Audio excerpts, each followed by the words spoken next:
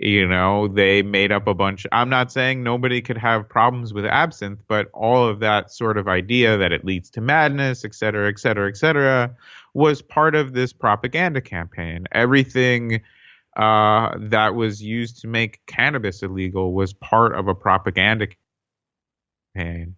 And underpinning it all is, an authoritarian regime does not mind you going home and drinking yourself to sleep. They don't necessarily want you smoking weed and thinking about a different way society might be organized. They don't necessarily want you. You mentioned the coffee thing. It's like ultimately, I think they realized coffee's no threat. But there was that time where they thought where coffee is brewed, so too is revolution. It's not the coffee. It's the threat to authoritarian power. So I think that is maybe the thing that absinthe and cannabis have in common. I don't know so much about absinthe history to sort of get into any more detail on it. Well, I guess the interesting point of all this is the through line from where it goes in France up into the United States today. Because as we all know, all history culminates in the United States. And I mean, really, we're the pinnacle of civilization. So if you can't tell a history story that connects to America, I mean, there's really no point in telling it, is what I'm trying to say with everything.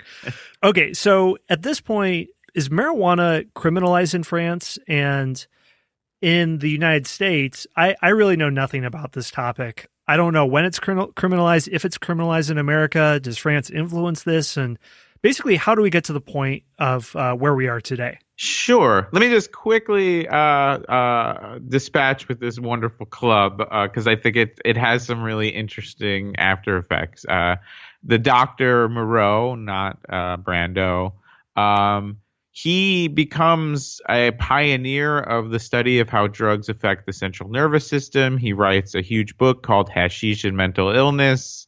Many of the things he believes are wrong, but he's still a pioneer in this field. Meanwhile, Baudelaire writes a book called The Artificial Paradises that is much more about his personal experiences with hashish and other drugs. A lot of these guys continue, and I believe it was an all-male club. They continue to write about the experience. It continues to be sort of woven into their literary output. It's the club lasts a few years, and its effect on literature is ongoing. In terms of, right now, France is just, and at the time there was no prohibition against hashish. That comes later. I don't know French cannabis history as well as I should, but what I do know is up until like maybe even 5 years ago, they have very harsh laws there, for a place that we think of as, liberal in certain ways.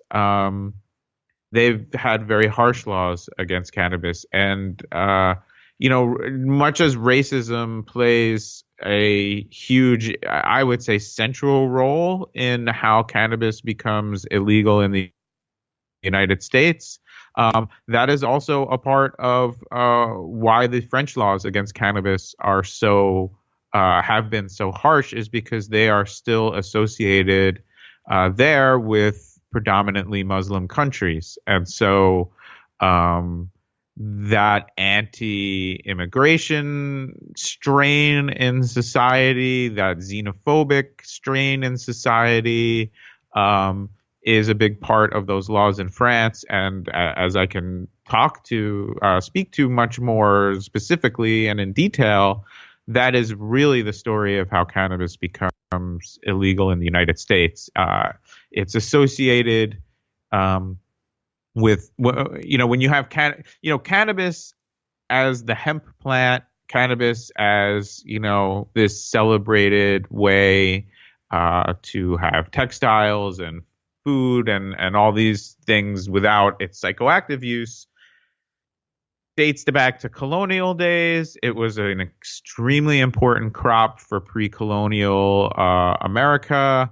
It was something that could be grown and exploited domestically. So that helped the colonies be a lot more self-sufficient, which helped them conceive of breaking away from England and the monarchy, because they had this crop that they could use to replace a lot of the things they would otherwise have to import from England. So that history has its own trajectory. Huge fortunes were made in the colonies with hemp. Wars were fought over hemp. That history is sort of one history. When we start to see psychoactive use of cannabis in the United States, well after the revolutionary times, I got to pour some cold water. Yes, many of the founding fathers grew hemp. I have never seen evidence to convince me that they were using it psychoactively. A lot of people believe that. You can go on Google right now and find somebody who will tell you it's true, but there's this thing called evidence. I'm not saying it's not true. I'm saying I haven't seen evidence. We just don't know one way or another. We don't know one way or another. And, my suspicion is, people would have written more about it if they were getting high. Right. But, get to like the early 1900s and we start to see psychoactive cannabis showing up in two places and associated with two different groups. One are refugees fleeing a war in Mexico who start to come up into, the southwestern United States. And they're bringing marijuana with an H with them. And the other is coming up through the port in New Orleans from the Caribbean, and being smoked and enjoyed by lots of people, around the ports, and particularly becomes kind of pronounced in the sort of emerging world of jazz musicians. Not as just jazz musicians, but jazz musicians are become very high profile people. They're on the radio nationally. They tour at a time when most people don't travel at all. And it doesn't take long to think, well, what do these two groups of people have in common? Well, jazz musicians of the era were predominantly black, and Mexican refugees of the era were predominantly Mexicans. So this all gets seen through a prism of scapegoating and racism. The other thing that's happening is in 1934, and this gets back to your example with the absinthe. In 1934, prohibition ends. Alcohol prohibition ends, by and large.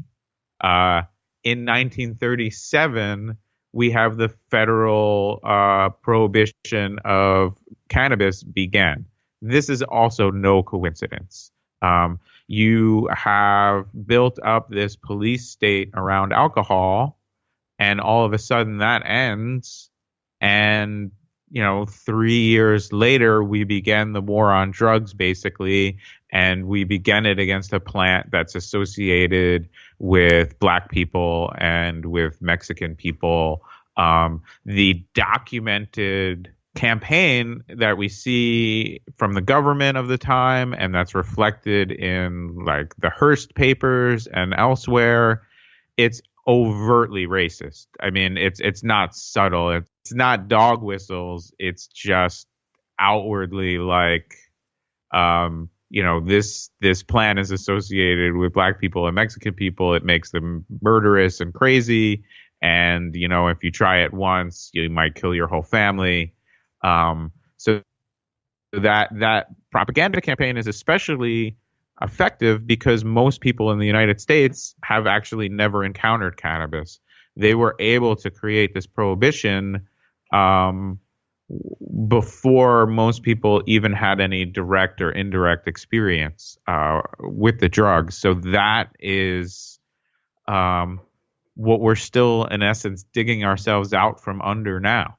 Yeah, so you would say that you'd see a through line from these different points we looked at, whether it's Egyptian officials or French officials in Egypt looking at lower classes or their own French soldiers and thinking they're going to become less effective if they use this. They're scapegoating different groups of people. And then marijuana, it's sort of a neutral vessel by which they can use it and project power. Is that how you see it being used by different authorities?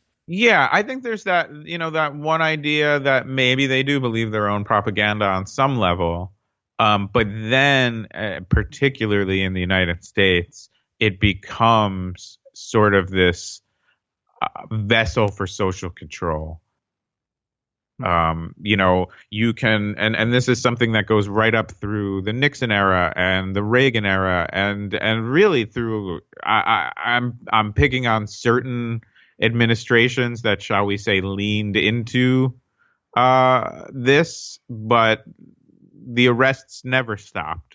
So if, to your listeners on the right, 800,000, 900,000 people a year were being arrested under the Clinton administration and slightly less than that under the Obama administration. I'm not pointing fingers in a left-right way. What I'm saying is, this becomes a way to arrest a lot of people and put them through the criminal justice system. And this becomes a way to disrupt dissident communities. If you see a group of people and you don't like the political activity they're engaging in, well, there's all sorts of constitutional reasons why you can't just go after them for that reason. But if you can use drugs, and more specifically cannabis, because it's just more widely used as an excuse to target these communities, that's very effective. Yeah, so it looks like looking at history through cannabis usage, it's like a subaltern history, which is a big fancy pants history term for marginalized groups, some non-mainstream groups. So you can really get a different perspective of history here. Yeah, so thanks for going over all this. And I know as of this recording, you're in between seasons 1 and 2. So what do you have lined up for season 2 as some sneak previews here? Oh, well, that's a great question. I should explain how the show works, because it will explain why I can't actually answer that question. The format of the show is, as I explained, it's Great Moments in Weed History with Abdullah and Bean. I'm Bean. My partner Abdullah and I have both been journalists, media makers, talking about cannabis. 25 years between the two of us. But the way we do the show is each episode, I research a subject, just like what we just talked about with Napoleon in Egypt and the Club de Hashischin. I write out my version of it. When I sit down with Abdullah to record, he has no idea what the subject is going to be. So we get all of his natural reactions. There's a lot of humor in the show. So I hope I've given the impression that I take all of this history very seriously. I take the research end of it very seriously. I put a lot of time and effort into it. And then when we sit down to record, we roll up a nice legal joint here in California where we record. We start to blaze. I start to tell him the story, and he reacts to it in real time. He's got questions. He's got asides. We're both, like to make each other laugh. So I can't reveal. I have a whole list of my next 12 episodes. I have way more than that. I'm still narrowing them down. But I can't reveal any of them, just yet. But there are 12 already, posted that you can listen to. Everything from, Willie Nelson smoked a joint on the roof of the White House. Maya Angelou's life transformed the first time she got high. Like I said, we did a Carl Sagan episode. Bob Dylan got the Beatles high for the first time. We did one on how the coffee shops in Amsterdam came to be, which is another great sort of countercultural